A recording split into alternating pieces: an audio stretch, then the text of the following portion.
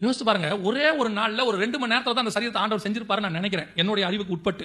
ஏன்னு சொன்னா 6ஆம் நாள்ல கர்த்தர் 3 படைப்பு படைச்சார். நாட்டு மிருகம், காட்டு மிருகம், ஊரும் பிராணி படைச்சார். இது 6வது நாள்ல முடிச்சிட்டு அதுக்கப்புறம் கர்த்தர் யாரை படைக்கிறாரு?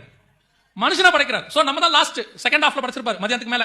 ஒரு உதாரணத்துக்கு ஒரு 6வது நாள்ல கொஞ்ச நேரத்துல படைச்ச மனுஷனாகிய உங்களும் எனக்குமே 6000 வருஷமா இந்த சரீரத்தை ஆராய்ச்சி பண்றான், இன்னும் கண்டுபிடிக்க முடியல என்ன இருக்குன்னு. இந்த உயிர் எங்க இருக்குன்னு தெரியல, ரத்தம் எப்படி ஓடுதுன்னு தெரியல. இதை பார்த்து பிரமிக்கிறான். ஒரு அரை மணி நேரம் ஒரு நாள்ல செஞ்ச சரீரத்துக்கே இவ்வளவு பிரமிப்பு இருக்குமானால் 2000 வருஷமா கர்த்தர் உனக்கு எனக்கு ஒரு சரீரத்தை செஞ்சுக்கிட்டு இருக்கிறாரு. அந்த சரீரம் எப்படிப்பட்டதாக இருக்கும் யோசிச்சு பாருங்க பாப்போம். அதுக்கு தான் கர்த்தர் உன்னை என்னை கூட்டிட்டு அங்க போறாரு. அந்த சரீரத்தை நீ பெற வேண்டுமானால் இந்த அலங்கம் இடியணும். இதை வச்சுக்கிட்டு அதுல இருக்க முடியாது. ஒண்ணு இது இல்லாது. அதுக்கு தான் வசனம் சொல்லுது, நித்திய ஜீவனை சுதந்திரிக்கணும்னா நீ என்ன செய்யணும்? சாகணும்ங்கிறார். இதுல செத்துரு, அதுல வாழ வச்சிடுறேங்கிறார் கர்த்தர். நித்திய ஜீவனுக்குள்ள கொண்டு போயிடுறேன். நீ இதுக்கு வாழ்ந்துகிட்டே இருந்தீனா, நிறைய பேர் இன்னும் இதுக்கே தான் வாழ்றான்.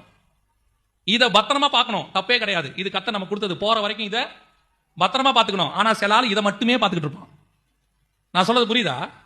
டேக் கேர் பண்ணுங்க, இதை கரெக்டா எடுத்துங்க, நல்லா வச்சுக்கோங்க, நல்லா ஒழுங்கா சாப்பிடுங்க, நல்லா தூங்குங்க. ஆனா ஒரு சிலர் இதுக்கே தன் வாழ்நாள் மொத்தத்தையும் செலவு பண்ணுவான்.